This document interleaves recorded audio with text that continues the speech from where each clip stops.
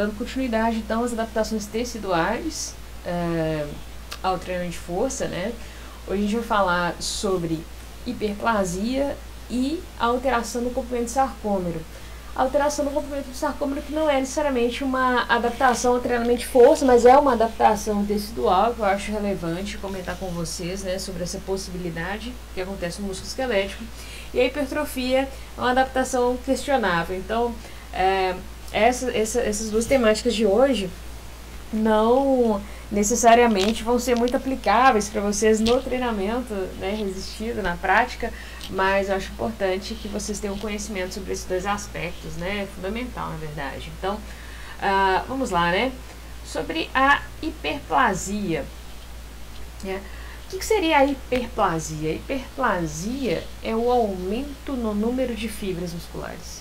Então, é isso aí, hiperplasia, aumento no número de fibras musculares. Lembrando que uma fibra muscular é uma célula. Então, nós estamos falando aqui, quando a gente trata de hiperplasia, a gente está falando do aumento da quantidade de células musculares, né? De maneira geral, aceita-se que o número total de fibras musculares de um indivíduo, ele já é completamente estabelecido ao nascer. Então, como eu já falei na aula anterior, né? Depois ali do momento do nascimento, né? Até um período posterior ao nascimento, mais curto, até ali é bem aceito que haja ainda um aumento da quantidade de células, quantidade de fibras musculares. A partir daí, nós já não aumentamos mais a quantidade de fibras musculares, de células musculares. Então, isso é o que é mais bem aceito pela literatura. Quando nós falamos em hiperplasia, nós estamos desconsiderando, né, isso aqui, tá? Que o número total de fibras musculares já esteja completamente estabelecido ao nascer. Nós desconsideramos isso aqui e consideramos que o indivíduo ainda aumenta a quantidade de células, né, ou de fibras musculares. Então, o crescimento muscular depois do nascimento, que é resultado do incremento da área e do comprimento da fibra muscular, quando nós consideramos que a hiperplasia existe, ela seria resultado então do aumento do número de fibras musculares e não desse crescimento das fibras musculares, né, das células musculares que nós já temos aí pós-natal. Mas então por que se fala em hiperplasia ainda, né? Então eu coloco aqui as duas primeiras afirmações que já praticamente me remetem à ideia de que, olha, é a hipertrofia que acontece, não a hiperplasia, né? Então a gente considera lá, em geral, aceita-se que o número total de fibras musculares do indivíduo já esteja completamente estabelecido ao nascer ou período posterior breve. O crescimento muscular pós-natal é resultado do incremento da área e comprimento da fibra. Por que falar então do aumento da quantidade de fibras, né? Porque existem aí alguns estudos que tentam indicar que a hiperplasia acontece, tá? E essas controvérsias, esse problema, ele é reforçado por alguns estudos antigos, né? Então, isso começou lá na década de 80. Então, a gente tem aqui 3 trabalhos, né, dessa época, que eles fizeram um estudo de corte transversal, né? Então, eles não aplicaram um treinamento, né, por alguns meses ou anos aí, e verificaram, e fizeram uma contagem de fibras, por exemplo, antes e depois do treinamento, para falar, olha, houve aumento do número de fibras musculares. Eles não fizeram um estudo transversal. Então, pegaram indivíduos já treinados, fisiculturistas, e verificaram que, comparando fisiculturistas a sujeitos destreinados, esses fisiculturistas possuem mais fibras musculares do que sujeitos destreinados.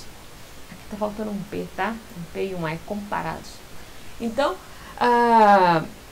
Veja bem, eu vou na academia, nas academias aqui, pego um grupo de fisiculturistas, faço uma análise da quantidade de fibras musculares desses sujeitos, pego os sujeitos destreinados, faço uma contagem e encontro que os fisiculturistas possuem mais fibras musculares comparados a esses sujeitos destreinados. Isso quer dizer que o treinamento aumenta a quantidade de fibras musculares? Não. Então, mas isso se tornou um indicador, né? Uma base mesmo para algumas pessoas reforçarem, olha, né? É uma relação direta aí, né? Se o sujeito que treina, né, treinou por muitos anos, tem mais fibras comparado a quem não treina, quer dizer que foi o treinamento que aumentou a quantidade de fibras. Mas nós não podemos estabelecer essa relação direta. Não é uma relação de causa e efeito, Clara. Aliás, a relação de causa e efeito sequer foi testada, né, nesses trabalhos. Então, a primeira coisa que a gente precisa pensar é o seguinte, olha, o que fez com que esses sujeitos se tornassem fisiculturistas? Será que eles tivessem uma baixa capacidade de hipertrofia ou tivessem uma baixa quantidade de fibras musculares, eles teriam se tornado fisiculturistas? Ou eles já teriam identificado que não havia uma possibilidade de muito sucesso nesse tipo de modalidade esportiva? Então, apesar, né, desses estudos aí encontrarem que os fisiculturistas têm mais fibras musculares que os sujeitos destreinados, né, não é possível, não foi estabelecido no estudo, nós não podemos fazer essa relação direta de que o treinamento promoveu o aumento da quantidade de fibras nesses sujeitos, tá? Então, sobre esses trabalhos fica a questão, né? Essa diferença entre sujeitos treinados e destreinados é uma característica herdada ou é resultado de hiperplasia? E aí eu faço uma outra pergunta para vocês em cima disso, só para a gente deixar bem claro essa dificuldade, né? Na verdade, esse erro no estabelecimento de relação de causa e efeito direto, né? Que a gente pode traçar com esses estudos, mas que não é adequado. Se eu pego os jogadores de voleibol, todos os jogadores de voleibol aí da Superliga de vôlei, e aí eu faço uma comparação da média de altura dos jogadores de voleibol com sujeitos da mesma idade destreinados, eu vou encontrar que a altura média dos jogadores de voleibol é maior do que a altura média de uma população similar destreinada? Sim, não tenho dúvida de que vamos encontrar isso. Então quer dizer que o voleibol faz crescer. É isso mesmo? O voleibol faz a gente crescer, né? E não é. Então a gente precisa ter muita cautela nesse estabelecimento de relações de causa e efeito, tá? Bom, para quem principalmente trabalha com a prática, né, pode até ficar com uma dúvida, né? Poxa vida, mas se a gente pega aí esses indivíduos, esses bodybuilders, né, os fisiculturistas de sucesso, todo esse volume muscular é resultado de incremento no tamanho das fibras, sem aumento na quantidade de fibras. Então, tudo bem, para análise desses sujeitos aí, eu compreendo a dúvida, né? Porque realmente tem sujeitos em que o volume muscular é muito elevado e pode suscitar, né, essa questão, né? Nós somos capazes de aumentar tanto o diâmetro das fibras a ponto de aumentar tanto o diâmetro do músculo sem aumentar a quantidade de fibras, né? Mas o que nós temos de indicadores na literatura aí é de que a hiperplasia não acontece, tá? Então é sim efeito de hipertrofia. Tem aqui alguns estudos, né, que mostraram que não encontraram hiperplasia, né, e as evidências atuais também apontam para não ocorrência de hiperplasia no músculo esquelético humano em adultos, tá? Então eu quis trazer para vocês o conceito de hiperplasia, né, o porquê da possibilidade também de se acreditar em hiperplasia, mas a imensa maioria dos trabalhos, tanto antigos quanto trabalhos atuais, mostram que a hiperplasia não acontece em músculo esquelético de humanos adultos, tá? Então, vocês precisam saber o conceito, mas desconsiderem essa adaptação ao treinamento de força, porque o indicador mais forte que nós temos é de que ela não acontece. Deixei essa imagem aqui só para vocês entenderem a diferença, tá? Da hipertrofia para a hiperplasia. Então, com o treinamento aqui, né, eu tenho aqui, ó, na primeira figura A aqui, tá? Eu tenho aqui a ilustração do músculo, né? Da fibra muscular, na verdade, com várias miofibrilas, ok? E o que nós observamos com essa fibra muscular depois do treinamento? Nós observamos o aumento do diâmetro dessa fibra muscular, porque aumenta-se o diâmetro das miofibrilas e também a quantidade de miofibrilas.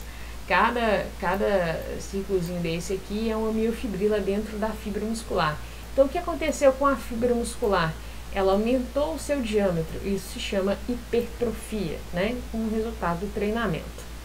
Bom, e aqui está uma ideia do que acontece com a miofibrila. Então, tem um corte, né, da miofibrila, ela se divide em outras duas miofibrilas.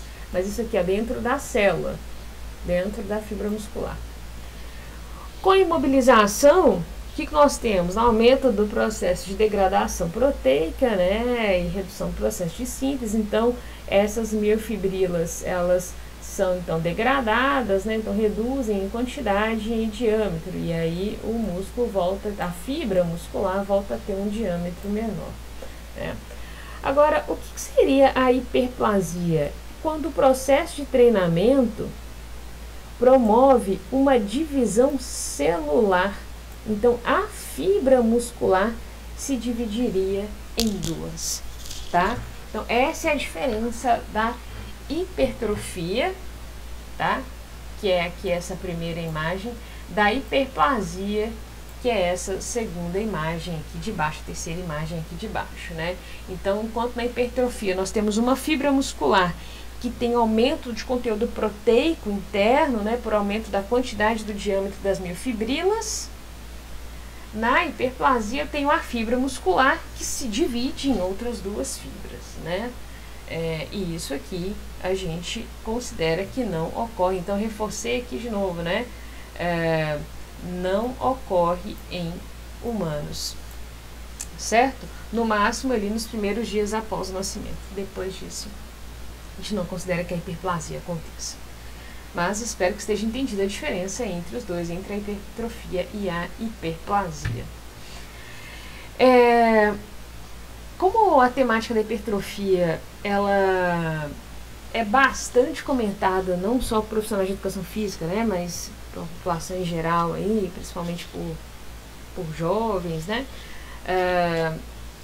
queria reforçar para vocês, é óbvio que vocês já sabem, mas o conteúdo não especializado, ele tem muito problema. Então, a gente tem conteúdo não especializado que é bom? Possivelmente sim, mas tem outros que, pelo amor de Deus, vocês não podem consultar, tá? Então, eu coloquei aqui um exemplo aqui de um print da internet, de um sujeito que dá aqui 9 dicas para ganhar músculo de forma natural, tá?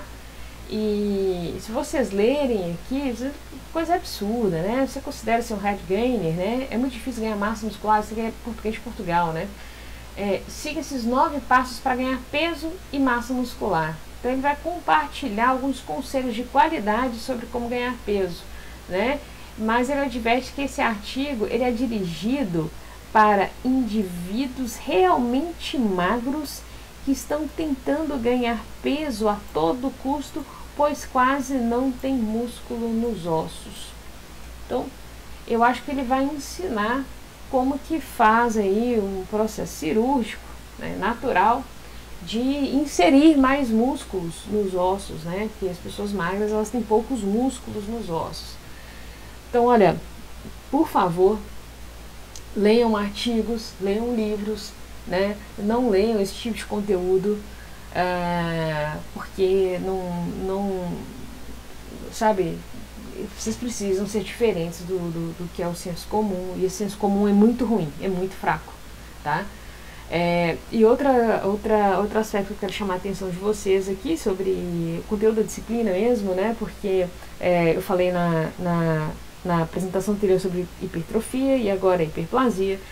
Bom, eu não falo de recursos ergogênicos, não falo de recursos ergogênicos na disciplina, tá? Ele é principalmente voltado para a hipertrofia, na verdade ele é totalmente voltado para a hipertrofia, né? Não é o tipo de recurso que promoveria outro tipo de adaptação, né? A não ser tecidual. Mas não esperem nenhum tipo de associação aqui na disciplina de ganho de força com o uso de determinado recurso, determinada substância, porque isso é da nutrição, tá? Ou é da nutrição ou é da medicina. Nós não lidamos, nós não devemos e não temos capacidade nem autorização para lidar com qualquer outro tipo de intervenção que não seja com exercício físico. Então a gente não trabalha com intervenção que envolvam seringas, a gente não trabalha com intervenção que envolvam a ingestão de qualquer tipo de suplementação. Isso não é da nossa área, então não esperem qualquer tipo de associação com isso na disciplina, tá? Bom, e terminando então a hiperplasia, vamos então para a alteração no comprimento do sarcômero. Beleza, isso aqui acontece? Sim, é uma adaptação que de fato acontece, diferente da hiperplasia.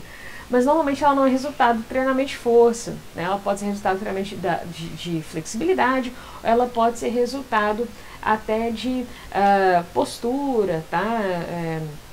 Algumas ações aí mais do dia a dia mesmo, tá bom? Então, existe a possibilidade de adição de novos sarcômeros nas extremidades das miofibrilas. Então eu tenho uma miofibrila, né? Eu tenho aqui uma miofibrila, vou desenhar aqui. E essa miofibrila tem 1, 2, 3, 4, 5, 6, 7, 8 sarcômeros, né?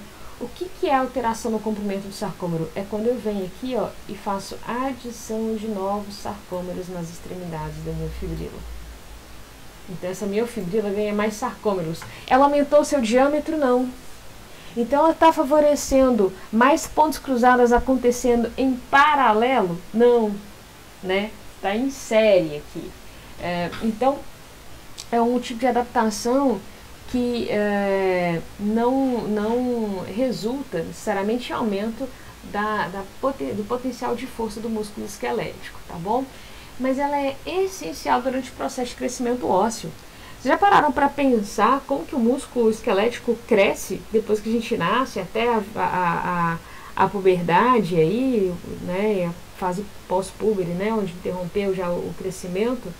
A gente sabe, né, como que os ossos crescem, certo? Por isso que tem lá os discos epifisários, né, que depois se calcificam, se fecham e não permite mais o crescimento ósseo.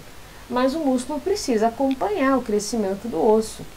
E o crescimento muscular ele se dá principalmente por acréscimo desses novos sarcômeros nas extremidades das miofibrilas. Então o músculo ele tem que ficar mais comprido enquanto nós crescemos, e o aumento desse comprimento do músculo se dá acrescentando mais sarcômeros às extremidades das miofibrilas. Então é uma adaptação essencial durante esse processo de crescimento ósseo. Mas é uma adaptação que pode acontecer com outro tipo de estímulo e que pode acontecer de maneira reversa também quando o músculo esquelético é colocado em uma posição encurtada. Então, o estímulo para haver crescimento no comprimento da miofibrila é também a tração, né? É também a tração mecânica dessa miofibrila, né? Do músculo, né? Das miofibrilas, que vai estimular que novos sarcômeros sejam acrescentados à periferia, às extremidades das miofibrilas. Então, se eu coloco esse músculo encurtado, né, então ele fica mais frouxo, né, do que tensionado, isso promove também um estímulo para que haja retirada de sarcômeros das extremidades das miofibrilas, promovendo então uma redução no número de sarcômeros e, consequentemente, uma redução do comprimento da miofibrila.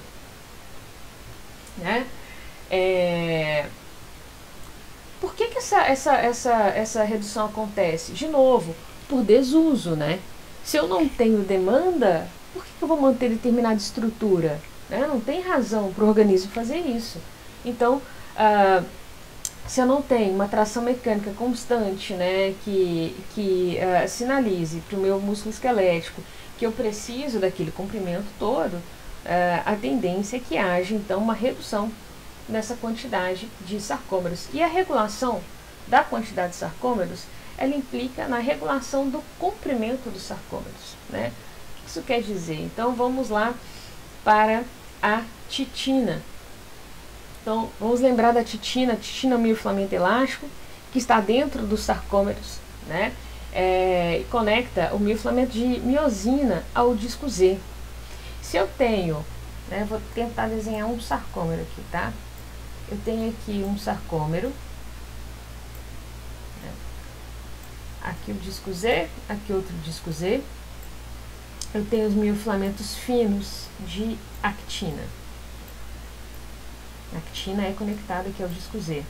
E aí eu tenho os miofilamentos grossos de miosina. Opa, desculpa. Fica bem no meio aqui, né? Então aqui, ó, desenhei 3 miosinas. Onde está a titina? A titina conecta a miosina ao disco Z. Certo? Então eu tenho aqui os miofilamentos de titina. Participa do processo de geração de tensão? Não. Então não participa do processo de formação de pontos cruzados. Tanto que a gente fala bem menos da titina. Bom, a titina, ela, por ser um miofilamento elástico, ela vai ajudar na regulação do comprimento do sarcômero e na sinalização do valor de tensão desse sarcômero, né, dessa estrutura. Então vejam bem, se eu tenho um sarcômero alongado, olha, né, o músculo foi alongado e os discos Z se distanciaram. Quando os discos Z se distanciam, o que acontece aqui? Opa, deixa eu desfazer aqui.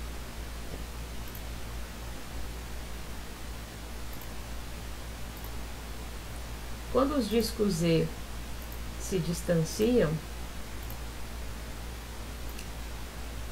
a miosina, ela não aumenta o seu comprimento, né? A miosina e a actina não alteram o comprimento, né? Elas promovem essa interação, né? Essa formação de pontos cruzados para promover o encurtamento do sarcômero, mas a actina e a miosina não alteram o seu comprimento. E aí, o que vai acontecer? A titina, ela vai ficar mais alongada. Ela sim altera o comprimento, é um miofilamento elástico, né? Então a titina aumenta o seu comprimento quando os discos Z se distanciam. Olha, eu alonguei o músculo alongou, então as miofibrilas se alongaram, então os discos Z se afastaram em um sarcômero. A miosina ficou lá no meio, né? E a titina foi estendida. Aumentou o comprimento. O que acontece? Aumenta o comprimento, aumenta o valor de tensão, né? Então ela percebe uma maior tensão. Quando a titina, isso é uma hipótese para o funcionamento da titina, tá? Que eu estou trazendo para a disciplina, a gente não tem 100% de comprovação de todo esse mecanismo, mas só para vocês entenderem como que funciona esse processo de regulação, né? Porque a gente sabe até hoje. Então, a titina, estando em um estado alongado, como nesse segundo desenho aqui, né? Então, ela estando em um estado alongado, sinaliza para que haja o acréscimo de mais sarcômeros nas extremidades dessa miofibrila. Porque se constantemente ela é posta nessa posição aqui, de alongamento, né? O que ela vai perceber? Ela falou, olha, o sarcômero está ficando mais alongado, né? E qual que é a lógica de todo o mecanismo? Por que a necessidade de acrescentar mais sarcômeros? Porque se ela está ficando em um estado mais alongado, quer dizer que o sarcômero saiu do seu comprimento ótimo. Então eu perco eficiência na geração de força por esse sarcômero. E aí volta lá na relação comprimento e tensão, né? Se eu distancio os discos Z, eu tenho menor possibilidade de formação de pontos cruzados por maior distanciamento dos miofilamentos de actina e miosina, né? E aí eu perco parte da funcionalidade do sarcômero, ele já não está trabalhando mais de maneira ótima, porque ele está mais alongado. Como que a gente resolve isso? Olha, a gente precisa que o sarcômero fique em um estado, né? Volte ao seu estado aqui ideal. Como que eu vou fazer isso? Eu vou acrescentar mais sarcômeros a essa miofibrila. E assim eu consigo regular o comprimento deles. Então, a regulação na quantidade de sarcômeros implica na regulação do comprimento dos mesmos. Ou seja, existe um comprimento ideal do sarcômero para o funcionamento ideal dessa maquinaria contrátil. E quem regula esse comprimento? Provavelmente a titina. E regula por quê? Porque existe um comprimento ótimo para a produção de tensão. Então, a titina não está envolvida diretamente na produção de força, mas ela ajuda a regular o comprimento do sarcômero para que ele fique em uma disposição ideal para a formação de maior quantidade de pontos cruzados. Tá? E no inverso, né? Deixa eu apagar tudo aqui. No inverso, o que acontece? Se eu tenho, né, um sarcômero, um seu comprimento ótimo, e depois eu tenho esse sarcômero mais encurtado, imagina na situação aqui com músculos imobilizados ou então na posição encurtada, né, vai haver redução no número de sarcômeros. Por quê? Porque o músculo está sendo posto constantemente numa posição de encurtamento, né, por estar imobilizado ou mesmo por uma questão postural, né. Eu tenho aqui o miofilamento de miosina. E o que vai acontecer com a titina dentro desse sarcômero? Ela vai ficar frouxa. A titina vai ficar frouxa. Ela estando frouxa, ela também sinaliza. Fala, olha, esse sarcômero não está no seu comprimento ótimo, né? Essa minha posição aqui de frouxidão sinaliza que o sarcômero não está no seu comprimento ótimo. Portanto, eu tenho aqui também perda da funcionalidade para a produção de força. Por quê? Sarcômeros na posição encurtada, né? Discos Z próximos um do outro, resulta em sobreposição de miofilamentos e também perda de possibilidade de formação de pontos cruzados, ou seja, perda da capacidade de produção de força, né? Ainda produz força? Sim, produz, mas não está no seu comprimento ótimo de produção de força. Então, o que a titina sinaliza? Olha, se eu tenho vários sarcômeros aqui numa miofibrila, eu tenho aqui vários sarcômeros, e se um está encurtado, né, provavelmente todos os outros também estão encurtados, qual que é a solução? Vamos eliminar alguns sarcômeros e assim esses sarcômeros vão ficar em um comprimento maior e mais próximo, né, do seu comprimento ótimo ou no seu comprimento ótimo, favorecendo então a produção de força, né? E aí a titina volta a ficar no seu comprimento ideal aí entre os miofilamentos de actina, entre o miofilamento de miosina e o disco Z, tá? Então, músculo encurtado, titina em um estado de frouxidão, sinaliza para que haja redução da quantidade de sarcômero, então a degradação proteica, retirada de sarcômero nas extremidades das miofibrilas, para que os sarcômeros restantes voltem a ter um comprimento maior, né, então próximo ao seu comprimento ótimo, tudo isso então provavelmente sinalizado pela titina. Isso tudo é muito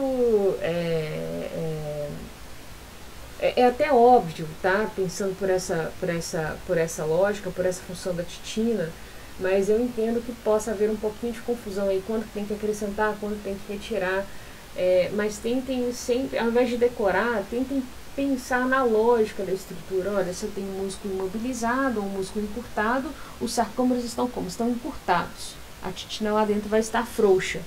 Para ela indicar um comprimento ótimo, ela não pode estar frouxa, nem muito tensionada. Se ela está frouxa, qual que é a solução? Retira sarcômeros, os discos Z se afastam e a titina volta a ficar no seu comprimento normal. Tá? Então, possivelmente a regulação da quantidade de sarcômeros em uma miofibrila, ela vai se dar na busca por um comprimento ótimo dos sarcômeros. Ótimo para quê? Para a produção de força. Em adultos, parece existir pouco ajuste durante o treinamento esportivo normal. Então, pode haver ajuste? Pode, né? Mas a gente não fica ad eterno aumentando o comprimento do músculo, né? Tem uma série de outros fatores limitantes, tá? Agora, pode haver retirada, né? Pode haver uma retirada da quantidade de sarcômeros caso o músculo não seja habitualmente exposto à sua amplitude normal de movimento. E saindo um pouco do treinamento, indo para uma questão aí do dia a dia, né? É isso que pode acontecer, por exemplo, durante o uso de saltos. Né? Uma mulher que trabalha de salto todos os dias, de 8 da manhã às 5 da tarde, seja em pé ou sentada, independente se ela estiver com o salto, ela vai estar impondo por várias horas do dia o tríceps sural, né, os posteriores ali, a uma posição de encurtamento. E esse estímulo por 8 horas, 10 horas num dia, é um tempo muito alto, que vai favorecer então a retirada de sarcômeros e, portanto, um encurtamento da miofibrila e encurtamento muscular como um todo, né? Como que resolve esse problema, né? Se não há a possibilidade de variação do tipo de calçado, a resolução para esse problema é o estímulo contrário. É realizar alongamentos frequentemente, né, para a musculatura do tríceps sural, para que haja um estímulo contrário. Olha, enquanto eu, por várias horas no dia eu sinalizo ali para o músculo esquelético, a titina fica frouxa e sinaliza para que haja retirada de sarcômeros, do contrário, né, no contraturno eu alongo constantemente essa musculatura para mostrar que eu preciso de acréscimo, de pelo menos manutenção da quantidade de sarcômeros que eu tenho ali. Tá? Então, mas da mesma forma como os saltos, tem algumas posições de trabalho que também acabam favorecendo o encurtamento muscular, né? E agora vocês têm uma ideia também melhor do que é esse processo de encurtamento muscular, que envolve sim o encurtamento da miofibrila do músculo a partir da retirada de sarcômeros, né? Que é modulada principalmente pela titina. Bom, é isso aí com relação à alteração do comprimento do sarcômero. Obrigada.